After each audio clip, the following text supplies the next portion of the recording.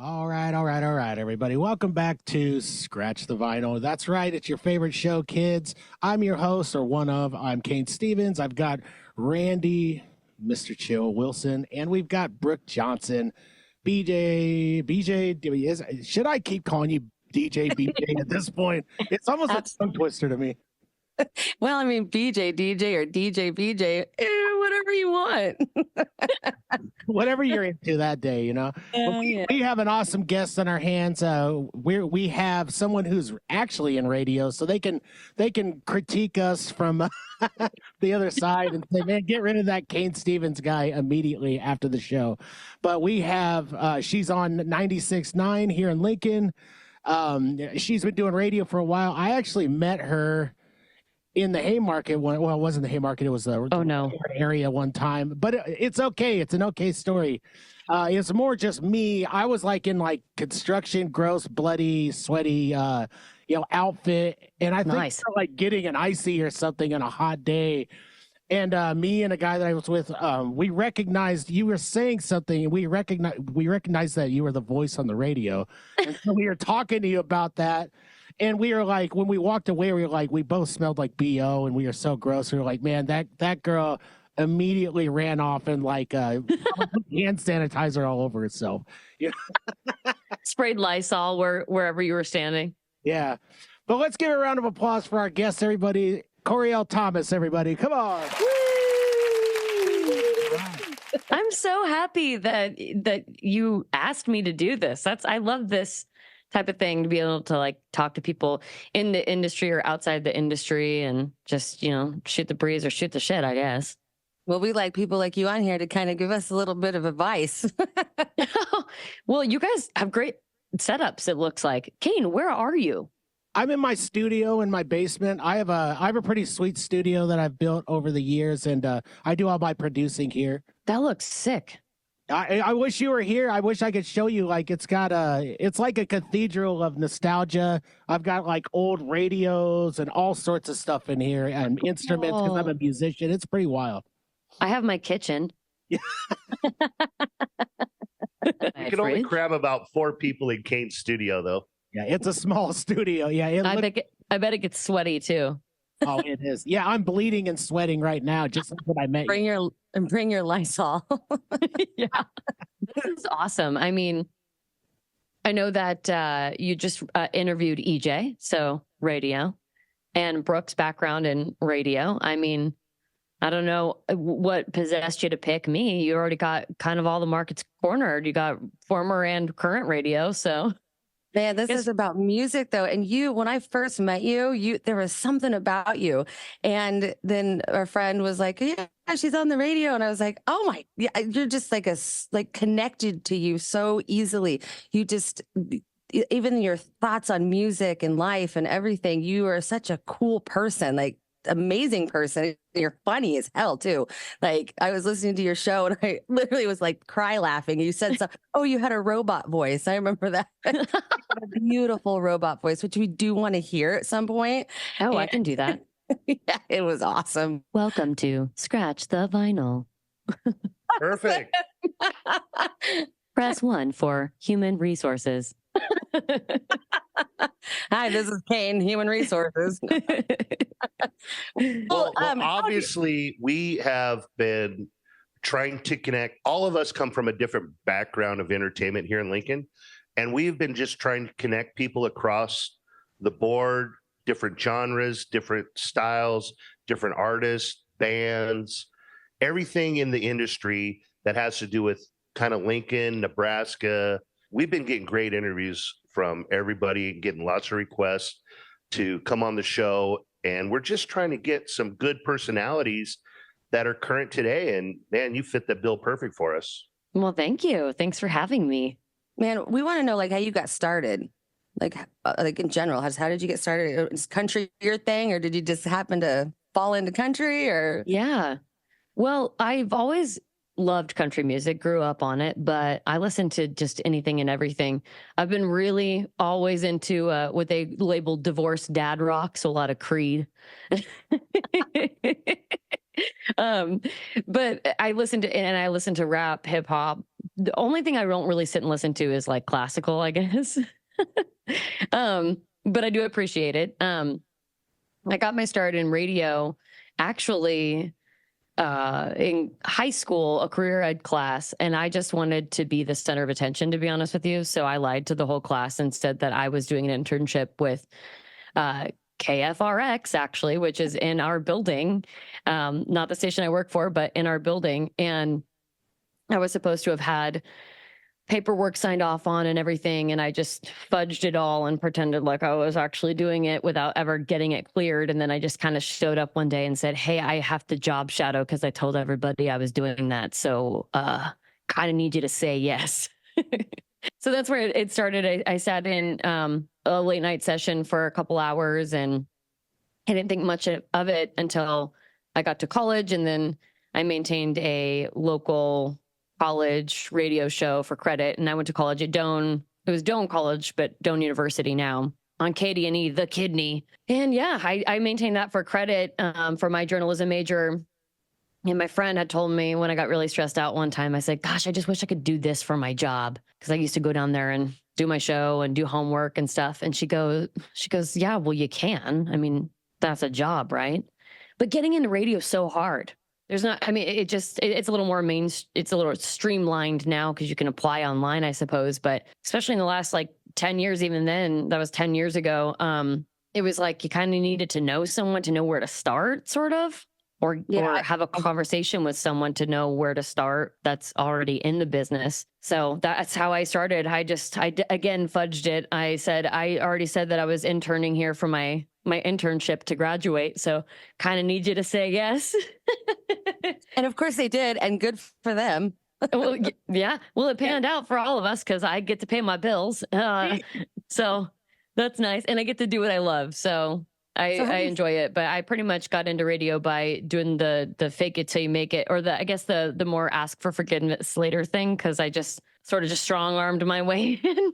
You got to do that sometimes, though. And, and being a female as well, on the radio or anything, how do you feel like that's a different thing? Like, do you feel it harder or? Yeah, I would say so. I think it is tougher. And it's also tougher when you're doing a show with more than one person in general, but also as a female on a show with two other male co-hosts. Everyone's very, Brooke and DJ BJ can attest to that. I don't know what I'd do without these boys, though. I love them. Oh, for sure. But when you get with the right people, though, you kind of forget that's really much of an issue. But I know that can be an issue, at least other places. It hasn't really been my experience, but which I'm very lucky and thankful for. But I do have coworkers that are very mindful of that and wanting to make sure that we're not stepping over each other just so that it's easier to listen to from an audience standpoint.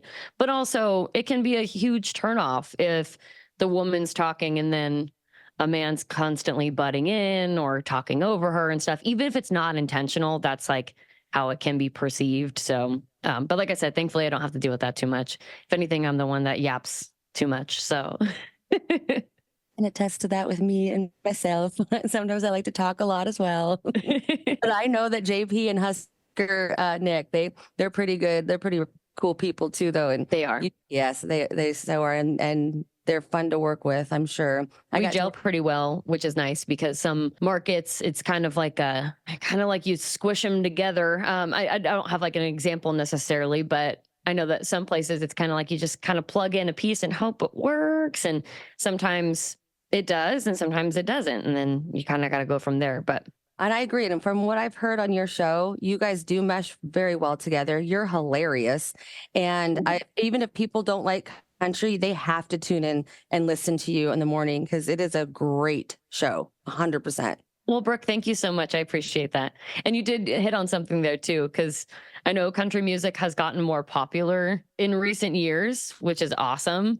But still, country music has a little bit of that stigma. It's the my wife left me. I'm sitting on my truck bed. I'm drinking beer and my dog died. Like, I totally get why some people would be turned off by it. But some of the radio shows, at least hopefully ours, brings you additional content that isn't just only country music. So, do you know there was a time that I had to implement a no country power hour to all my shows.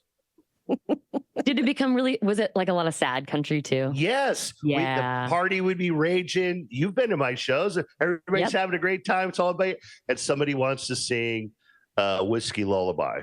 Or like some George Jones, and you're like, oh, iconic, but can we not? They just want to get sad, and the whole vibe just goes down. And I'm like, nope. They're like, what? Why? And I'm like, I broke the disc. Yeah, it's broken. I don't know what happened. That's me at karaoke. I personally love the old country myself, the old kick your dog country. And I really do appreciate, as a musician, I appreciate the new country and the Nashville way they do things and how popular it is. I think it's just, Randy, I think that you're a pioneer for killing it, because I too KJ'd as well. And I never controlled it because I liked it so much. Right? So I'll let them sing Merle Haggard 48 times, and then the bar clears out because they're tired of the same old crap. I just encourage them to do it earlier in the night, and then let the party grow. The bar sells the beer, the whiskey, man, it just skyrockets. Oh, yeah. I'm really sad, right? I need a whiskey shot. Gets the whole bar in their feels. So they're spending so much money on that whiskey. Oh, for sure. And Kane, like you had mentioned, the classic country, or traditional country as you'd call it. Gosh, I appreciate it so much. And I do, man, I do kind of wish sometimes that we'd be able to play it a little more. But because you brought it up, I wanna get on a soapbox for a second so I can defend myself. My favorite thing in the world is the comments or the messages sometimes from folks complaining about not hearing the traditional country more, or like the gold records and stuff, which it's like, I get it. Yeah, it's great music, but you're coming to a new country radio station. If we build ourselves as traditional country and we were only playing new, straight out of Nashville, cut their teeth by online covers, blew up on TikTok, all this new country stuff, then you can complain and be like, what the heck? And then we'd be in the wrong, because it's like, yeah, we said we were traditional country, but we're playing the opposite. So it's a little interesting to get those less than nice messages sometimes about, why don't you play the good stuff? And it's like, okay, well, I get it. And we do fit it in there when we can. We try to sprinkle it in there to keep that alive and well, but you're also coming to a station that's branded as new country. So it's kind of like going to McDonald's and asking for a Whopper. It's like, it's the same genre, but they're two different brands. They're different things. You can't expect it. You know what I'm saying? Well, the caveat here is that then there's those people in the middle who they want to complain, like, you're not playing red dirt country, and you're not playing all these alternate country, like Whitey Morgan and and all those guys. I love Whitey Morgan. Oh, yeah, and we do, and the market's there, but you know what, people they do brand themselves as new country, and you're absolutely right. It's okay to get on your soapbox, because I can only imagine how awful it is for you guys to hear some of the complaints from some of these people. And you don't have to get into it because you don't want to alienate, this large. Oh, for sure. But I'm sure it's awful for you, and especially you as a woman in radio. I do want to say one thing. Radio's come a long way from what it used to be, where it was the woman was brought in as the news person, and boring. Here's the weather. It's refreshing to have a personality like yourself on the radio who can share your thoughts and be funny, and it's just nice to have. So, kudos to you for everything that you're doing. Well, thank you. Yeah, I would agree 100%. It's come such a long way, and also with like you said, I don't want to alienate anybody and give too many examples, and I'm not going to, but you're right. And it's like that you'll never make everybody happy thing. in any industry, no matter if it's entertainment or not, there will be somebody that's less than pleased with the selection or your service or whatever. So it kind of just comes with the territory because it's a job, but it's extra funny to me because I'm like, I know, I hear you, like, and I love it so much. And if we had more hours in the day to cover all those bases and all the genres and itch or scratch everybody's itch, you'd certainly hope you could, but it's just not the case. So yeah, I definitely think it's kind of hard sometimes to read the messages, especially when you're a fan yourself. But enough to where you're just like, come on now. And I would reply with something like, asterisk, exclamation point, something like it's about 4 of them, and say, go drive west. And I'm sure there's music out there you'll love. Yeah, yeah. Or I'm like, I don't know, go to YouTube. Like if you need to listen to it right now, go to YouTube. Brooke would reply with 4-letter word. Yeah, a 4-letter word. It would be West. Yeah, it'd be F, asterisk, asterisk, asterisk. Yeah. Funny how West starts with F. So, Coryelle, I tell you what, every time we get somebody on the show, we like to talk about if you like to scratch the vinyl. Like, do you have a record collection, and what does it look like? Okay, we do. Hold on. But I got to show you what we're working with. It is my now fiance's grandmother's or grandfather's player. It's a big old honker and it's heavy. Only function that works is the radio on it, or if you plug in like your aux cord on the side, because there's some little, like tiny little piece in there that's broken that I guess is really hard to get to. So we'd have to take it in somewhere to have someone fix it. And we haven't been able to do that yet. But I have a couple crates with some records in it. And I'm a big garage sailor and estate sailor. So I'll be that person on sitting cross-legged, like combing through. And I usually end up with doubles, sometimes triples, because I can't remember if I snagged that or not. But I'd rather not pass up on the opportunity. So I just get it again. Do you have a favorite vinyl? Honestly, my favorite vinyl is a newer one. So it isn't an old one, but it's one of the Casey Musgraves. She put out some vinyl records from her collections. So it's technically a new artist on vinyl, but that would be my favorite. Well, they're getting a lot more for those new vinyl records than the ones that I used to have to pay for. Yeah. Yeah. Oh my gosh. I know. It's kind of disgusting. I knew it. That's where I've seen you again, as you and I were probably fighting over an estate sales, like small amount of record. Yeah, probably. Because I go to all these too, and you always give like that scowl to the person that you know is going to come over and thumb through them also. Mm-hmm. So you kind of get that game face on, because of me, I want to get grandma's polka, collection and all that. Oh, 100%. And it's also strange too when you pick through other people's vinyl collections, because I don't know if it was just maybe the generation then, but there's almost never a cohesive genre, or that I've experienced. There's almost never a cohesive genre. It's like some variety show, and then it'll be some like Muppet Christmas. Yeah. Yeah. And I'm like, how did you end up with this? Or did you buy this because you wanted to put it on for like the kids at Christmas when everyone came over to the house? Yep. I mean, it's so interesting to pick through people's lives in that way. And then to be able to, especially with the estate sales, I look at things always so much deeper than they need to be. But I like to take that stuff and think that I'm like honoring them in that way and giving that more love and keeping that kind of sound rolling in my house, so that wherever they may be, wherever their soul may be, or if they can hear you or not, they're like, yeah, someone's jamming. Thanks. You're so much deeper than me. Like when I go in there, I just go in to be nosy, and then I just go right, because I want to look at what do people got? What do they got? And then You're that damn old guy in the grocery store with this cart going through the entire section you can't get through because he needs to get his hot sauce. And you're like, excuse me. You're like, nope, I'm going to get my own. You're like, nope. With the vinyls. Yeah. I get that guy. Cool. I also like to, I rarely buy clothes at garage sales and estate sales, unless it's, I don't know. I just really buy clothes. I get weirded out by it kind of, but I always dig in the pockets. Yeah. And I go.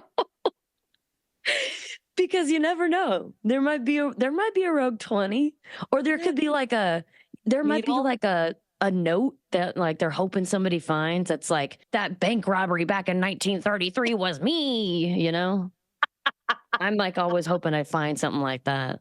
When people leave clothes at the bar, I'm always looking in there. I mean, I gotta be careful, you don't know what you're gonna find. Well, I definitely feel we're on the morning radio show right now. Yeah, I would agree. That's definitely what it feels like.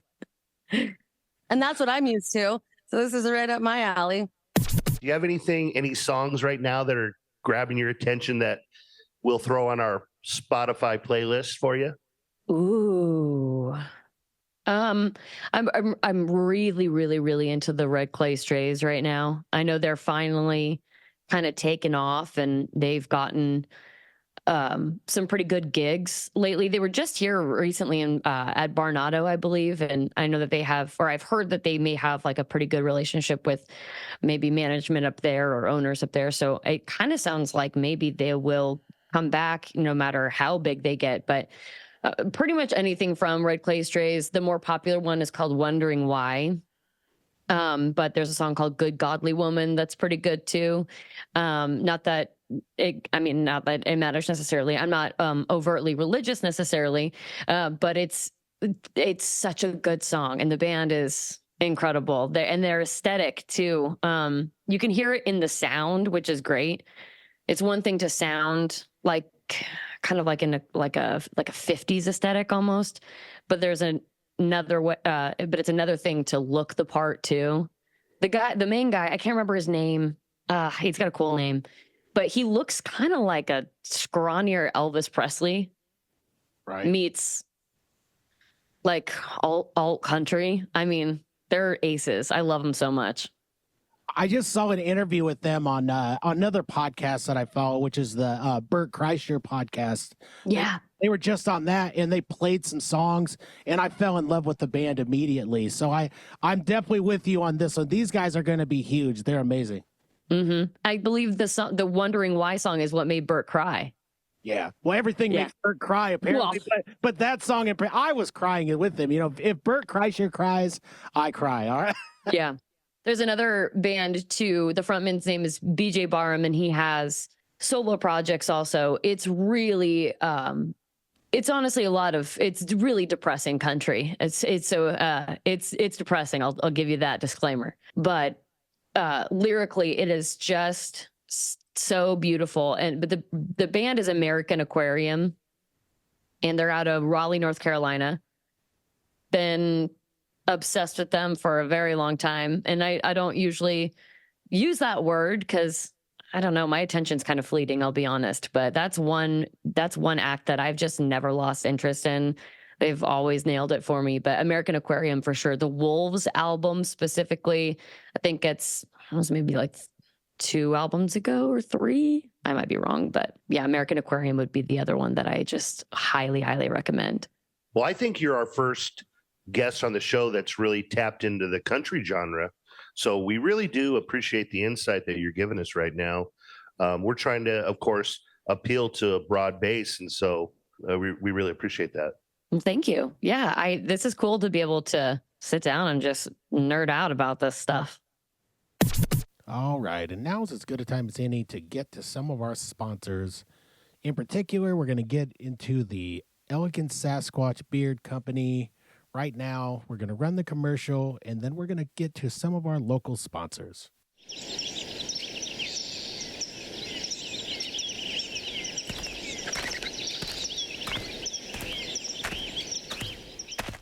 Hey there, human friend.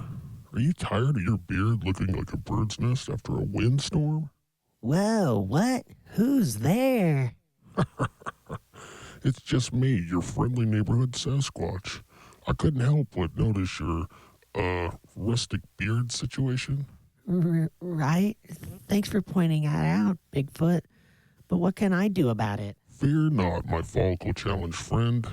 Introducing the Elegant Sasquatch Grooming Company. We specialize in grooming products that'll make your beard as majestic as a redwood tree. Elegant Sasquatch? Sounds fancy. What do they have?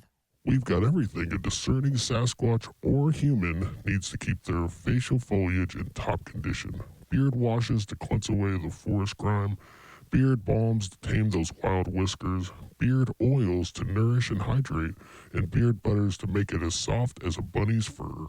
Wow, that's quite the lineup. Why should I choose the Elegant Sasquatch, though? Because, my friend, we believe in sophistication for our outer beast. Just because you're a Sasquatch or a human doesn't mean you can't be classy.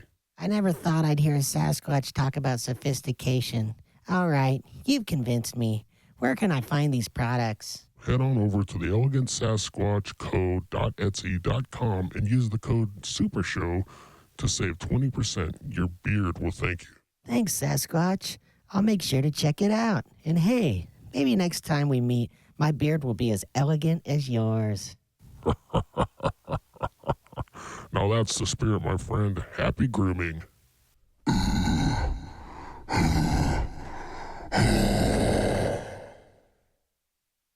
All right, we hope you guys love the commercials from the Elegant Sasquatch. Those guys are kooky guys, and word on the street is that they have some other cool commercials coming here pretty soon. And also, we'll be cutting some other commercials, so stay tuned for that. Your favorite part of the show, I know. And now let's get into the local sponsors. First off, we've got Roots Music Shop, everybody. Go see Ryan. Who's Ryan, you ask? Ryan is the owner. I've been going there as a musician basically since they started and opened. I even knew Ryan at, when he worked at other music stores before.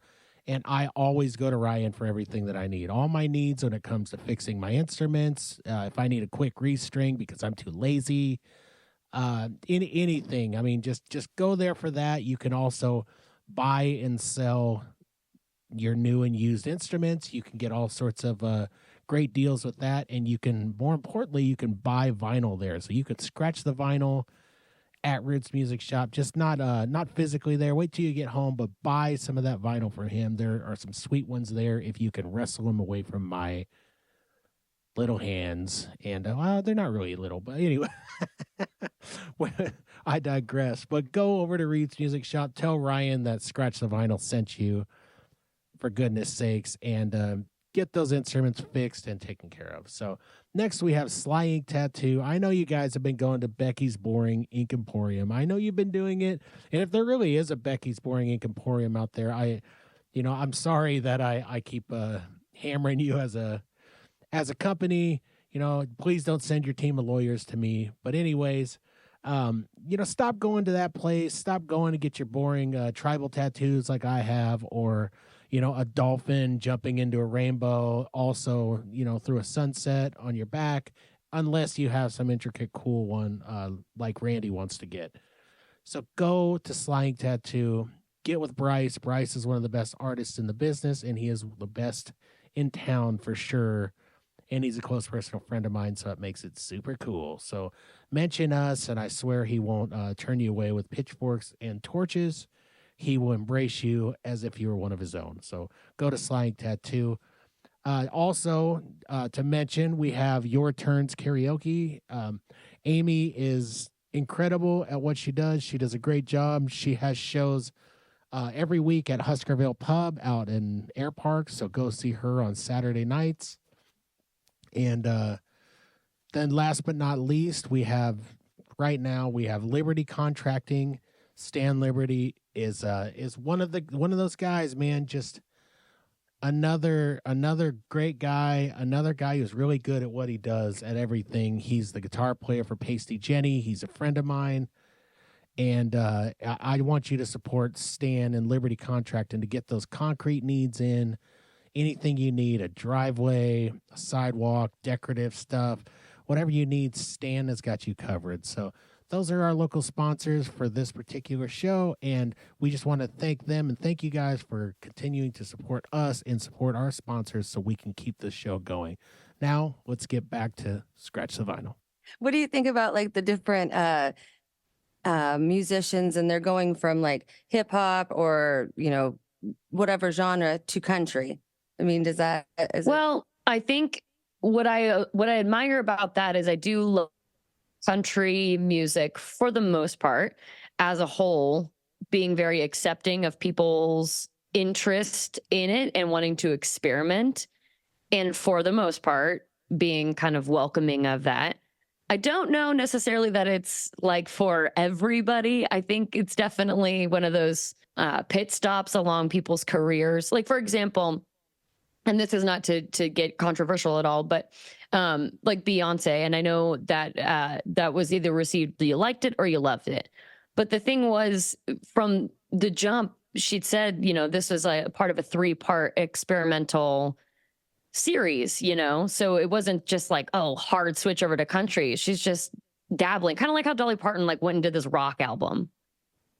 So it's very similar in that way, that it's like people kind of stopping by and I don't know. I guess they're kind of admiring the view and dabbling a little bit and then jumping back out. That's not always the case, but I am interested to see how it goes with Post Malone.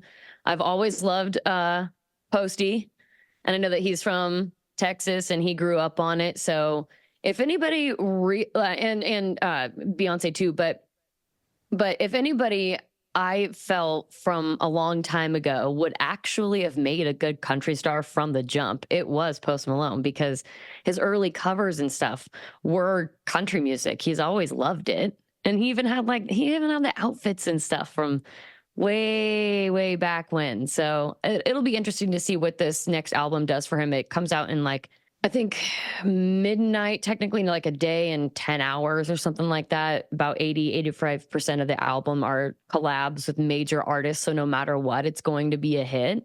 Whether or not it's actually good through and through remains to be seen.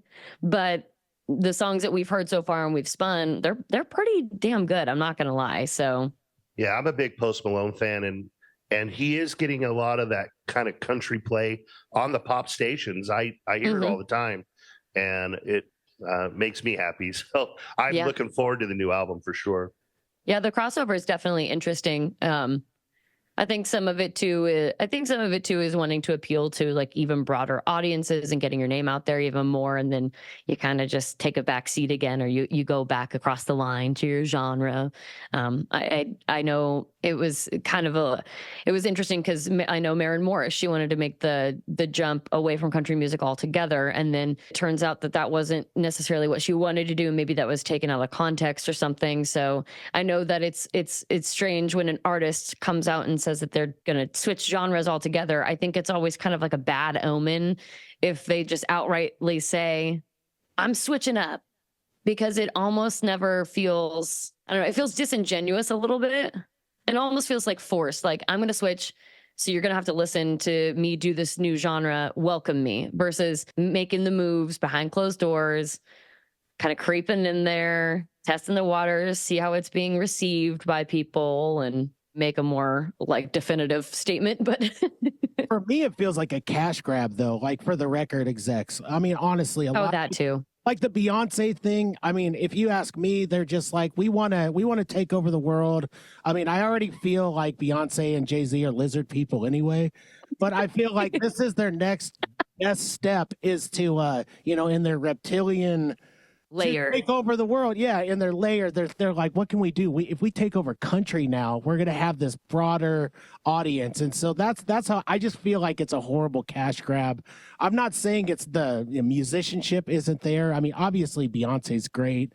Post Malone, I'm actually excited to hear what he has to say. But I mean, can we get a Justin Timberlake full blown, three album country deal? I mean, let's do it. Man, talk about a performance that felt like a sermon. The JT and Chris Stapleton. What year was that? 15, maybe? Oh, wow. This is going to bug me. I got to look it up now.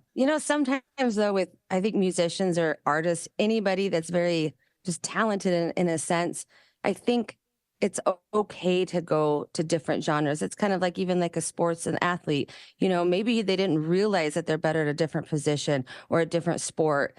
And I think that dabbling is good, but like you said, Coryelle, like, don't just be like, hey, I'm going to do this. It seems so like for money and for, all this other stuff. But I really think just art in general and music, like anything that you are creative at, I really believe, go for it. Do whatever your heart desires at that time. And some of these people that are so famous, they could literally do anything. I mean, the lizard people could have their lizard album.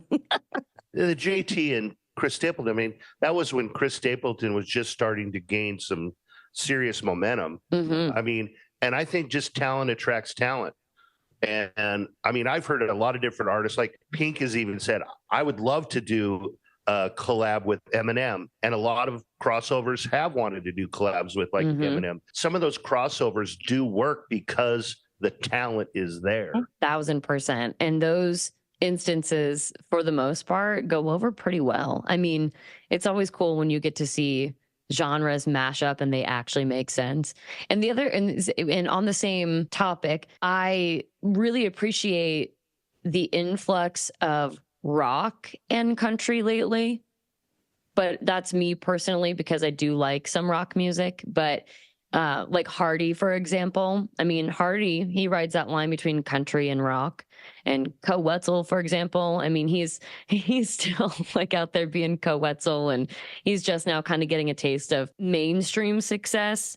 Not that he necessarily wants it entirely, but he's definitely always had a rock country sound. And a lot of those bands joke about how like they're not a country band, they're a rock band, but they're country at the same time. So it's just interesting to see what people generally now as a whole are willing to, I don't want to say put up with, but like willing to consume and then actually like give a chance to. It's cool. I think music's in a really cool direction right now, like in general, just being welcoming across the board with crossovers and mashups or whatever you want to call them. Well, if you didn't have a title and it was just what you heard, instead of saying, oh, you're rock, you're country, you're this or that, and just hear the music. You know, sometimes like we were talking about, I love a hymnal here and there, but, you know, churchy. So I'm like, well, you know, I mean, I think it's just how it makes you feel. And it doesn't matter who's singing it. I mean, it does, but you know, if you go from one genre to the next, but just, I really think that it makes you, you know, it's more how you feel when you listen to it. And I don't know about you, but like, I remember my first memory, and I was just talking about this with my family last night, of when I heard the Oak Ridge Boys, and it was Elvira. And I was like 3 years old, and I had my cans on, and my dad's like, yeah, you were just dancing around on your bopping around Elvira. Yeah. Yeah, and I didn't know what country was. I didn't know it. You know, I was a little girl, but it just made me feel good. And I love Elvira to this day. But what is your first memory? Do you have a memory of like the first time you actually felt something with music? George Jones. My dad was listening to George Jones, and I'm pretty sure he used to. I always have loved karaoke. So Randy, that's how Randy and I became friends. But even from a really young age, and then living in small towns, and then moving to different small towns too, one way to meet people was to go to the bar, and then the bar probably had karaoke, and the bar probably let your kids stay a little too late. So we definitely found ourselves in situations where I'd be up there on the microphone singing.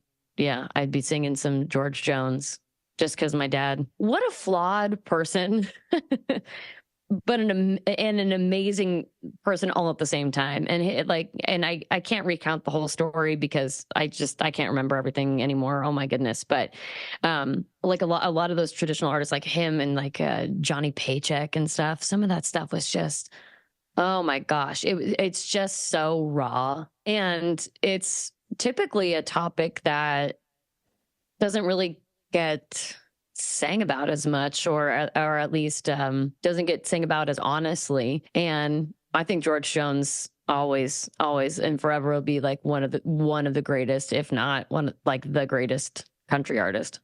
What was your favorite? What was your first? I want to know, Randy. Since we're talking about first country, what was your first country album that you can remember listening to? Definitely Kenny Rogers. Oh, Kenny Rogers.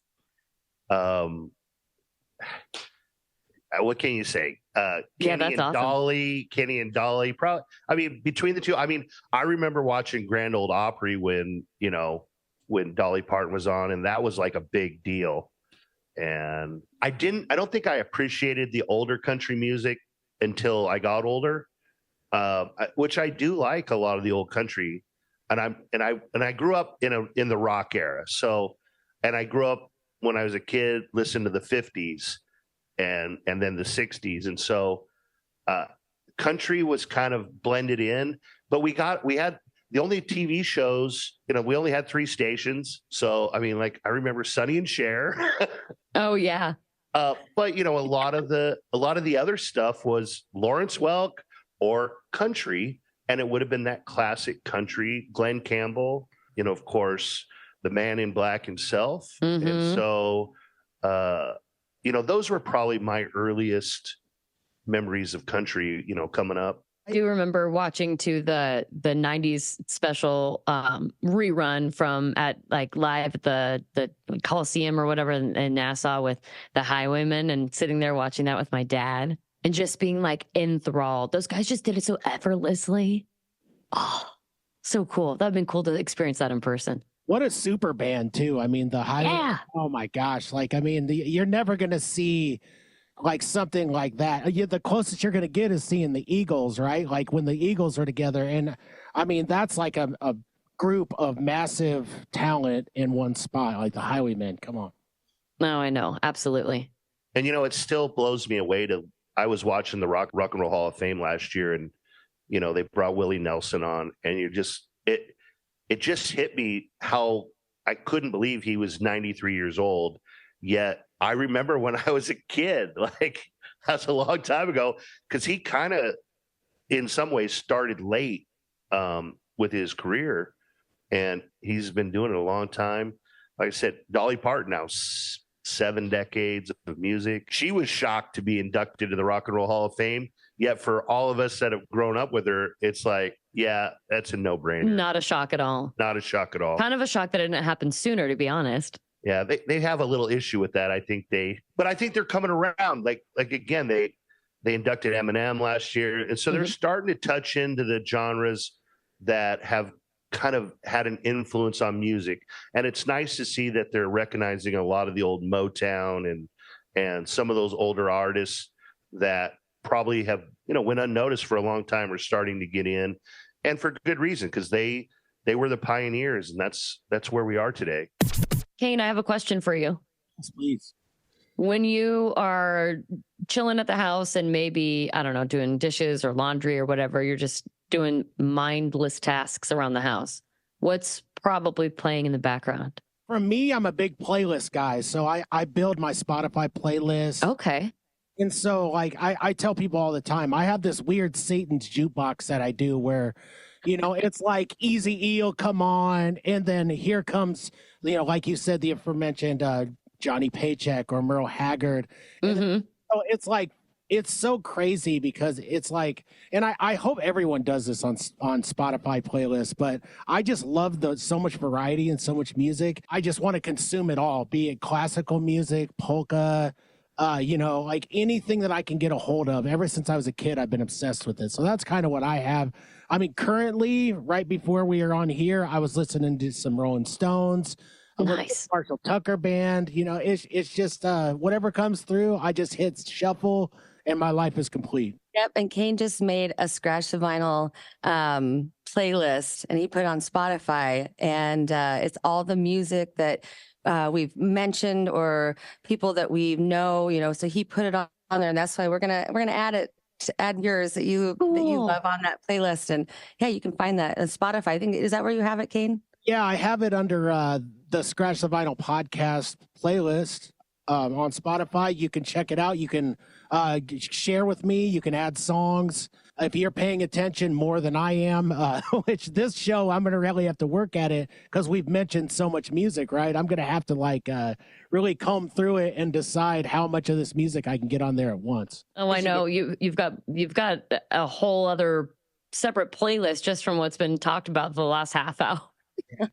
I sit up at night, and a lot of times because when I can't sleep, and I will just sit there and listen to like the first, 30 seconds of every song, and I will add to these playlists. Like on my Amazon playlist, I had 7 different playlists of 2,500 songs or more. Whatever you max out at, I was at it because I would have to keep I think it's 2,500. So I mean, it's ridiculous. My obsession with music is next level. Hey, that's good though. Say no to drugs, say yes to music. That's right. My one of my playlists is all Kane's music. You got to go listen to it because it's really freaking good. I'm not just saying that either. I believe that. 100%. If you blindly add artists that are mentioned, Kane, I'm gonna rickroll everybody right now. Rick Astley, everybody. Rick Astley. Man, here she got you. It wasn't on, but now it is, right? And it has to be on there. So, are you sure you haven't already snuck that in there, Kane? I may have last night, honestly. I was up to almost 3 putting it together. And then the storm hit. I read in some things that they're talking about having one of those big hurricane-like rushes again today. Is that going to happen? I don't know. Possible high winds and lots of rain. And I saw Reed Timmer, the guy that's all over online, he's got the Dominator car that he's in. They're deploying that out our way like as we speak because it's supposed to happen this afternoon. So in that case, cue up the thunder rolls. That's right. Yes. And if you want to go swimming and listen to music, come to my basement because it'll probably be a big swimming pool. Oh, yay. Yay. You don't Plug need in a sunscreen. sponsorship for like the people that come in and suck out all the water. I don't know. Roto-Rooter or whatever. Yeah. Sponsor us so Brooke doesn't go financially broke. Well, Brooke's in charge of our marketing department now, so she is going to have to go out and get us a couple new sponsors that way. So it's on you, Brooke. Got you. I got you. That's so funny. I'm actually going to the Hozier concert tonight at Pinnacle Bank Arena. So I will be inside of a massive building if anything were to go down. So I'm hoping it doesn't get too hairy. If that's the case, then while everyone's running for storm shelters, I'll probably be looting the concession stand. Go grab a beer. It's fine. So that's where you can find me. If I go missing, I'm probably in a concession stand somewhere or like in one of the beer coolers. We'll have you do a scratch the vinyl promo from the arena with the storm in the background. Yeah. I mean, that should go viral for us for sure. It's like alive. Yeah, your hair. It's like the guy that has gone viral and he stands there and he like just shouts the upcoming storm predictions and stuff for like the areas. Yeah, I'll just do one of those. He's pretty right on too. Yeah. It looks like rain. Yeah. I'll be checking estate sale pockets while Coryelle's busy so that she can. Oh my gosh. So we had Matt Leonard on, who's they're opening up Tank's Country down in the rail yard. Oh wow, cool. Yeah.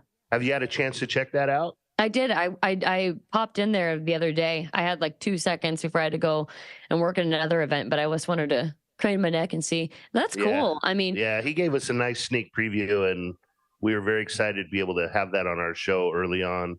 yeah.